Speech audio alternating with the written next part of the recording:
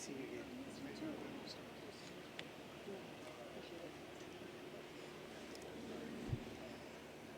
Well, good afternoon, everybody. I'm Kristi Noem, the United States Secretary of Homeland Security, and I appreciate you all being here. I know that it's warm, but we're covering a very important event. As of tomorrow, President Trump will have been in the White House and in charge of this country for 7 months. And in this first 7 months, he has accomplished some unprecedented things for the security and the safety of all American citizens. As you know, when he campaigned to get elected as President of the United States, he promised the American people that he would secure our border, that he would ensure that the invasion of the illegal criminals that were coming into our country under the Biden administration would be stopped, and that he would do all that he could to restore the safety to our American communities. And he has done exactly that. In fact, today we have the most secure U.S. border that we've ever had in the history of this nation. It's incredible the work that he has done along with the good folks out of CBP and ICE and law enforcement, federal agencies in partnership with states like Texas right here, and also with our local law enforcement that have stepped up and deployed individuals and resources to help us secure this border. Today we're going to be talking about the incredible work that these individuals have done in making sure that we're continuing to construct infrastructure. And when you look at what is behind us as far as the wall that is being built, you see obviously the structure, but also there will be more added to it as far as technology, cameras, sensors that will ensure that it will be secure far into the future, and that will be efficient as well with our resources and our individuals and our agents that are out here on duty day and night making sure that America is safe. Remember that a nation without borders is no nation at all, and we're so thankful that we have a president that understands that and understands that a secure border is important to our country's future. Now, if you look at the structure that's behind me, it's tall, which makes it very, very difficult to climb, almost impossible. It also goes deep into the ground, which would make it very difficult, if not impossible, to dig under. And today, we are also going to be painting it black. That is specifically at the request of the president, who understands that in the hot temperatures down here, when something is painted black, it gets even warmer, and it will make it even harder for people to climb. So we are going to be painting the entire southern border wall black to make sure that we encourage individuals to not come into our country illegally, to not break our federal laws, but that they will abide and come to our country the right way so that they can stay and have the opportunity to become United States citizens and pursue the American dream. Now, we got an incredible amount of resources allocated to us in the big, beautiful bill. And we're so thankful for that, because that's going to allow us to continue construction. The construction right now is at the pace of a little bit less than a half a mile a day, and the border wall will look very different based on the topography and the geography of where it is built. Here you see structure. We will have waterborne infrastructure that will be put in place as well, and then that technology will be installed. And we'll utilize that to make sure that we're doing due diligence in securing every single inch of our border. And it's not just our southern border that we are concerned with and putting resources into. It is every border from our maritime seas to also our northern border, to make sure that the American citizens can have safety, but also that our laws are enforced. I'm very grateful today to be here with two individuals that are leading our effort as far as securing our border, but also day to day making sure that our laws are enforced. I'd like to introduce first the Chief of the U.S. Border Patrol, Mike Banks, to share a few words with you. And then after him, Walter Slozer is the interim Chief of the Border Patrol here in the El Paso sector. So with that, Chief Banks, would you like to come up and share a few words? Thank you, Madam Secretary. As she said, my name is Michael Banks. I'm Chief of the United States Border Patrol, and what you see behind us is just the beginning of a lot of wall we're going to be building with money that we received from the Big Beautiful Bill. This is just one of many ways that we are fortifying our border and securing our border against illegal immigration. Once we get the infrastructure up, we'll also see lighting go up, camera systems go up, ground sensing technology as well. And then, as the Secretary said, we're going to paint it black for two reasons. One, the black's going to protect the wall from rusting, and two, black gets hotter and makes it more difficult to climb. With that, I'm going to pass it over to Chief Slozer, who's the interim Chief Patrol Agent of the El Paso sector. Thank you, Madam Secretary. Thank you, Chief Banks. I just want to thank the administration, the Secretary, and Chief Banks for, one, having the will to secure the border in between the ports of entry. We've long known that barriers are key into shaping the operational environment. We're going to continue to build these barriers, and it's a message, a clear message that says we are removing people from the smuggling cycle. We're not going to put them into that, and we're promoting economic prosperity on the north side. So this area north of us is in the plans as to build and put in shops and schools and houses, and this is going to help secure this area for the betterment of the El Paso community, and we're taking border security serious. I've been through 6 different administrations, and I can tell you I've never felt the support from our leadership than I feel today, and that's under the leadership of our secretary. I'm proud to stand here with her, and I want to thank you for being out here to get our message to the community so that they know why border security is important to national security. It is national security, so thank you very much. Thank you, Walter. And I want to thank the agents that are standing here with me today, but I also want to thank all of our other Border Patrol agents who stand on watch every single day, 24/7, to make sure that they're providing for the security of our nation and for our future. So may God bless them and keep them safe as they continue to do their work. With that, I'll take any questions that you may have. Yes, ma'am. You guys have achieved record lows, not seen since the 1960s on a monthly basis. The Paso sector was, I think, 1,000 apprehensions in July. Given that drop to 29 or 39 average a day, who's left on the asylum seekers stops?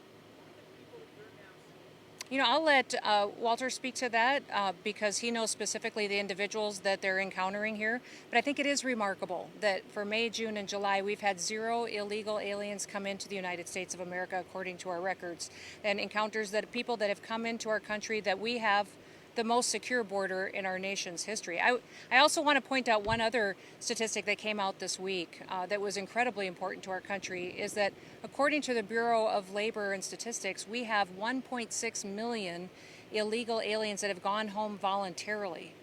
They have left the United States, returned to their countries at the encouragement of President Trump and his policies so that they have an opportunity to come back to America the right way. So they have the opportunity to come back and pursue the American dream and provide for their families the right way into the future. So that's an incredible amount of individuals who recognize now is the time to go home. And if they choose to come back to the United States, to do it while abiding with our laws. But Walter, would you like to speak to who you're encountering at the border here in this sector specifically today? Yes, ma'am. Thank you, ma'am, and thank you for that question. So here in the El Paso sector, in 2023, we had one day where there were 2,300 people apprehended by the U.S. Border Patrol. We are now apprehending on a 7-day average about 41 people a day. And you ask, who are those individuals? The majority of them are single adults. The majority are from Mexico, followed by Guatemala and Ecuador. And those individuals are not unlike the 3 years before this, where they were following our Border Patrol agents, tracking them down, and we were stuck preserving life, and we had to take them out and get them out of the area, and no Border Patrol agents were patrolling the border. Unlike that, they are running from us. They're trying to utilize tunnels. They're trying to move left and right of our deployments, and we're apprehending those individuals. Our gotaways are the lowest they've ever been, and we're working with the Department of Justice. We're putting criminal charges. Since 1929, 8 U.S.C. 1325 has been a crime in the United States. We're putting criminal charges on those individuals, applying consequences, and our partners in ICRO are removing those individuals from the United States. But they are individuals that are actively seeking to get in, the people we should have been focused on for the entirety of our Border Patrol careers, and we're not dealing with those asylum seekers and those individuals that commit a crime by entering illegally and still are in our process. So those are the individuals that we're seeing, ma'am. What is your getaway rate? 7-day average is 9. Compared to 400 about this time last year. So, and that's key, right? Messages mean, words and messages matter. It is not okay to enter the country illegally, and somebody's finally saying that. That's our leadership here in the U.S. government, and we're, as the Border Patrol here in El Paso sector, I can say on the behalf of the men and women of El Paso sector, who I am greatly appreciative of, that we are proud to enforce these laws, and the morale is better than it's ever been because we are doing our national security job, and we are keeping this area safe. Thank you. Sure. Yes.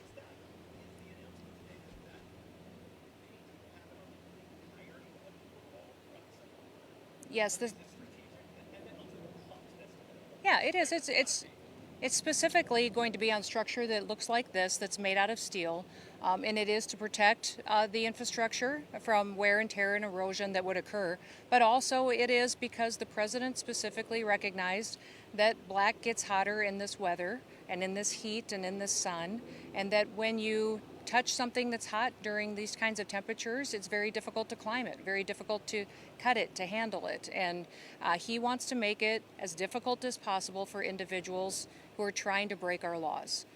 He means what he says, and he follows through on what he says he's going to do. And this was something he spoke to me about after the election that he wanted to do. And when he was sworn in, we immediately got to work on setting up the opportunity that when the structure is built, that it would be painted so it'd be protected and that it would be hot. Yes.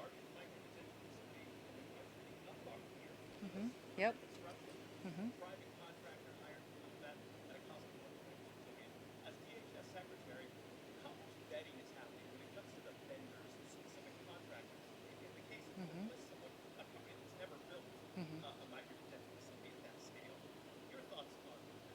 Well, most of that construction and those contracts go through the Department of Homeland Security, except for the ones that are on military installations. And so that is a DoD project that we're working in partnership with, which President Trump has committed to have a whole of government approach. He's got every agency and cabinet member working together to address the situation that we have with illegal aliens that are in our country. And so we're thankful for Secretary Hegseth's leadership and his partnership in that effort, but we're continuing to build partnerships with governors, with other local entities and local sheriffs or law enforcement agencies that are willing to open detention centers as well. In fact, in Nebraska, we have one that will be opening up soon called the Cornhusker Clinker, I think it is, and that will be very helpful strategically, not far from Denver, Colorado, that will help us out with logistics and transportation to return people to their home countries. Yes. How will I further expand what? Detention centers? Well, we will continue to work the processes to make sure that people go through their due process hearings and deport them as soon as possible. So our hope is that we'll continue to build partnerships for more detention centers, but I'm very focused on making sure that once we're picking someone up in our country with final removal orders or criminal convictions and charges, that we're removing them as soon as possible too. My goal is not to build hundreds of thousands of beds. My goal is to get people out of this country that are here illegally. And so that's where our focus is, and we'll build as many detention beds as we need to get the job done. To Mexico? Oh, to New Mexico. There could be. I know that New Mexico has some debates going on with our detention centers, but we're planning on keeping our presence there and expanding it if possible. Yes. Mm-hmm. Mm-hmm.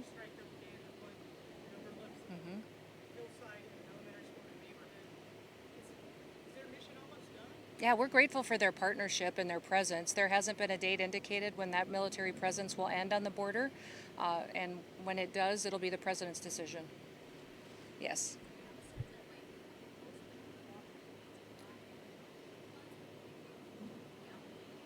For the painting project, not necessarily all of it has been contracted out yet, but we'll move pretty quickly. As you can see, the gentleman behind me and the folks behind me are working very hard, and they move fast.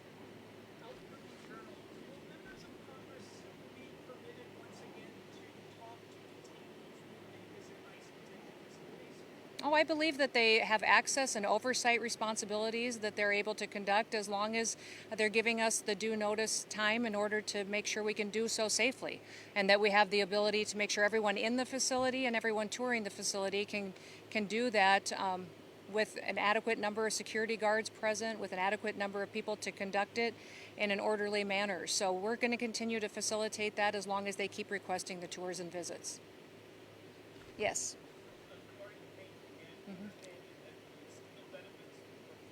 Mm-hmm. Mm-hmm. Mm-hmm. Mm-hmm. Mm-hmm. Don't touch it. They have a choice. Thank you, everybody. Appreciate it.